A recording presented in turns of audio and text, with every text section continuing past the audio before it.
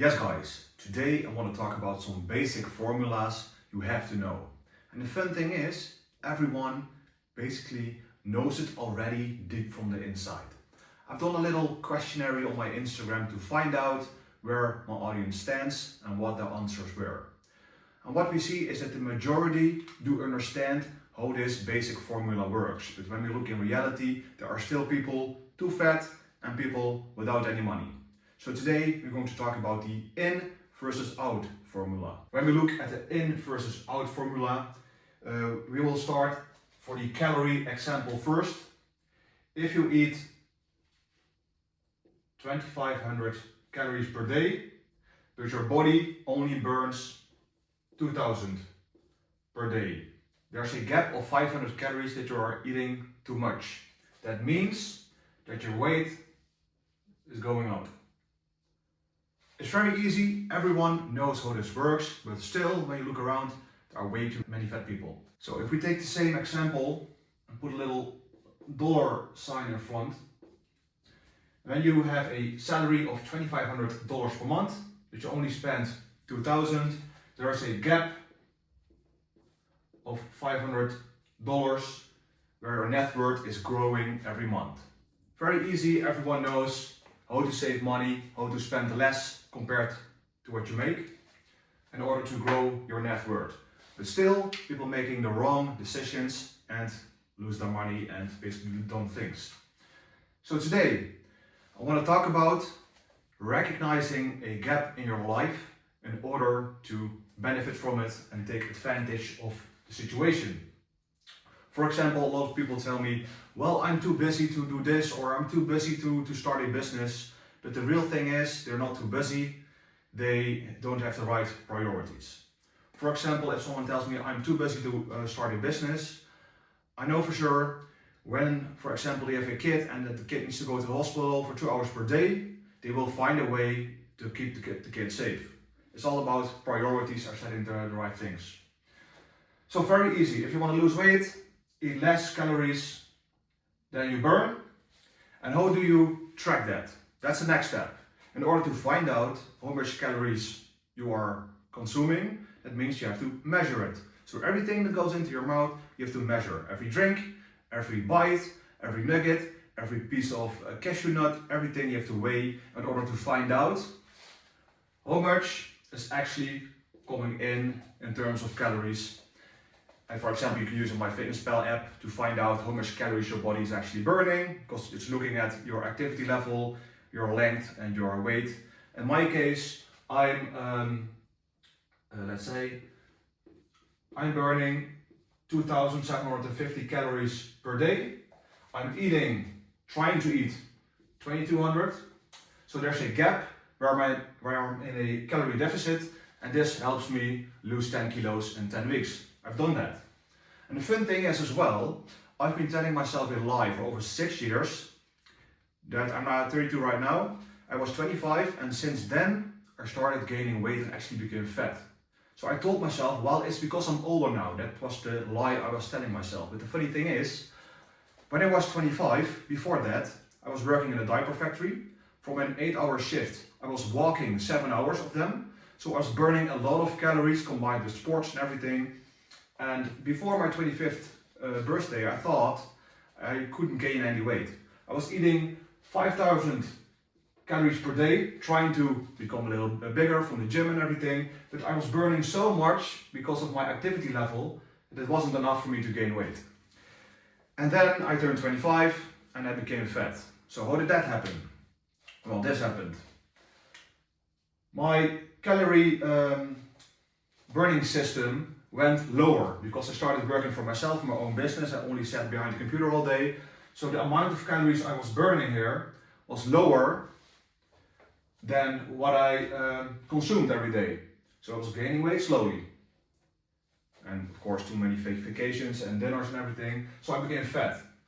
But now, last year, when I decided to measure everything, track everything on a consistent basis every day, I managed to lose 1 kg per week for 10 weeks straight and lost 10 kilos. And I came to the conclusion that I was telling myself a big lie. So now we are talking about calories, but of course, it's about money on this channel, so let's talk about money. In my case, when I was working at the diaper factory, I was making like $2,500 per month, and I have a lot of expenses. I have my mortgage, my car, my gas, my insurances, Netflix, all that bullshit. So I was spending like $2,000 in total per month, and there was just a little gap of $500. So what's important to understand, it's not about how much money you make. You really have to ask yourself, how much net profit am I actually making on my salary after taxes? That means how much there's left after you spend all your shit. What most people do, they are basically programmed completely wrong. When they're making more money because of promotions at work, they will buy a nicer house, a nicer car to show to everyone that they're actually doing good, but in reality they're not. That's the problem. So what do you have to do? You have to find a way to create this gap and make it bigger. So you need to keep your costs low and to grow your income. And this gap is exactly what you need to become rich. This is what rich people do. They found a lot of ways to create this gap as big as possible, so they grow as much net worth as possible here, and this money you will invest in something that makes even more money, and that's something I'm going to learn you on this channel as well. So this is what you have to understand. People are programmed to spend all their money without investing in their future. When people are working at a job they don't like, they're finding ways to pleasure themselves in the weekends by eating out, ordering sushi, going to the casino, buying designer clothing. But the problem is, this gap which you're looking for, you're actually creating a gap at the wrong side. So during the week you're eating your diet, you're losing weight, but in the weekends you mess it up so badly that the first 5 days of the week where you did very good, it doesn't add up. So you're still in a overshot of calories, and the same with money. You're working during the week, oh, I've been working so hard this week, I need to give myself a present, so I'm going to buy a Gucci bag or whatever. And this gap is going to be negative. And this is what will keep you stuck in your rat race, basically. So this is something that people know from the inside how it works, but in reality still manage to mess up. There are a couple more things I want to talk about today, and that's the financial system, why it's so messed up. And if you understand how this financial system works, you can use it in your benefit, in your advantage. Okay guys, we have a ticket to the Burning Man Festival. The festival is sold out. This ticket is for sale on TicketSwap, but we have 100 people and they have a total of 300 coins, golden coins, 100 people, one ticket. What's going to happen? Everyone has 3 coins. So the price of the ticket will be around 3 coins. But what happens if we increase the money supply in this world of 100 people? We will increase the money supply to 600 golden coins. And guess what happens now? The price increases 2 times to 6 coins. It's all about supply and demand. And this is where it went completely wrong in 1971. President Richard Nixon in 1971 made a very big change in the world because he disconnected the US dollar from the gold standard. That means before, if the central bank wanted to print money, for example $1 million of money through the printing machines, they had to buy an extra $1 million of gold for in the safes in case the people came back to the bank to collect the gold, to swap the dollar bills to the gold coins. It had to be equal. So in 1971, when President Richard Nixon changed this meant that the banks could print as much money as they wanted without any consequences. So what happens? We have the gold on the right side and we have the money supply on the left side. So what happens if the money supply goes times 2? The price of the products goes times 2. Then that's what we call inflation. So everything is becoming more and more expensive because The front end, the central banks are printing a shit ton of money. To give you some examples, back in 1971, the price of gold per ounce was $35. And I will show you some pictures on the screen about what the price is right now. Here we can see a picture of the money supply of the US dollar from the Federal Reserve from 1971 until now. What you see is that the money printers have been printing money all the time for the past 30, 50 years. It's even so crazy that the amount of money in the world has been duplicated 29 times over the last 50 years, and that's why everything got so expensive. On the other side, we have the gold coins, or the gold ounces or materials, how you want to call it. You can't print any gold. So what happens if this increases because they're printing money, and on this side the gold can't increase because you can't print gold, you actually have to mine it. The prices of the gold go up. And if you understand how this financial system works, you can benefit from this upscale. That's important to understand. If you look at the euros from 1980 until now, the euros have also been printing all the time, every night. So the money supply has been times 15 now on the euros. So that means the inflation in the European countries is going up as well. Here we can see a picture of the purchasing power of the US dollar in the past 100 years. As you can see, the purchasing power has been declined by 100 times. Alright, I told you that the gold standard has been disconnected from the US dollars. So they could print unlimited amount of money, but the gold stayed the same. So what happens if you print a lot of money, the gold price went up, right? Well, here's a picture on the screen showing you that the gold price increased ginormous because of the printing system. And that's once again good, because if we can buy gold, it will always increase. Why? Because these guys keep printing money. Very easy. So if you understand on what side of the coin you want to sit, you can actually benefit from it. Okay guys, so when you look at the salaries of an average American, it's slowly decreasing over the years.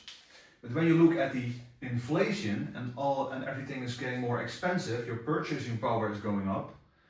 Now here you are making money, and here comes the inflation. This gap, in order to make your life, your dream life, becomes smaller and smaller until here when you have a big problem. This means that you need to spend more than you actually make. And this is already happening in multiple countries. People need two jobs, families living together in one single house. That's what's going to happen if you do not take action. So you need to find a way to make this gap bigger in order to make more money for yourself. Skip those Netflix series, stop scrolling on your phone, actually start making more money. It's very easy in this day and age. Just go to ChatGPT, ask it, how can I make some extra money? And you got a shit ton of information how to do it. And that's the other problem. A lot of people got so much of a dopamine addiction that they need instant results. But that's unfortunately not going to happen. You need to actually do something for a consistent amount of time in order to get results. That's exactly what I did. I started going to the gym on June 3rd, 2012. Now, 13 years later, gained 30 kgs in muscles in order to feel better. But that's only because I'm making one step every day for a consistent period of time. That's exactly what I'm doing with my business. So the trick is, once again, to find a gap. You can find a gap in time, in energy, in your daily routine, in your finances, in your diet, and you need to find as big as a gap as possible to leverage everything. If you can find, for example, when we look at your time, we can find an extra hour in your day where you're going to do some script writing. You're going to sell scripts for someone's YouTube video, for example. They pay you $30 for that script. Because I myself need like 15 to 20 scripts per day because of a lot of YouTube automation channels. This is something I'm looking for. I want people to write scripts for my YouTube video and I will pay $30 for it. If you have a gap here, 1 hour per day, you can write one of those scripts. That's an extra $30 per day. You do it 5 times a week, $150. No, yeah, per month, $600 per month. If you invest those $600 per month in S&P 500, for example, DCA strategy, you will be a multimillionaire when you're at your pension. It's all about creating the gap and leveraging it. So now we've been doing some smart things. We found an hour, written in a script. You have working harder and smarter, but we're going to work smarter. That means that this script for $30, you're going to outsource it to someone. Hey, write me a script, I'm going to pay you $10 for it, and you yourself will do the quality checking and still sell it for $30. So in this 1 hour you have here, you can maybe make 3 scripts, and you're making $20 profit per script. Guess what? The $30 you made first is now 3 times 20 is now $60. Congratulations, you now make $1,200 extra per month. Put that in the S&P 500 DCA strategy for the next 30 years, you have a couple million. It's that easy. But the thing is, you have to take one step at a time, every day, write 1 script per day, outsource it, so you have 3 scripts per day. And this is just about scripts. There are like 1,001 other business models you can do in order to make extra money. But the only thing what's going wrong, everyone knows deep from the inside how to do it, but for some reason they're not doing it. That's the big problem. And that's usually because they are too busy scrolling on the phone because of their dopamine addictions. And I have the same problem, I know, but the reason why I'm making this video is because I want to clarify that it can be easy.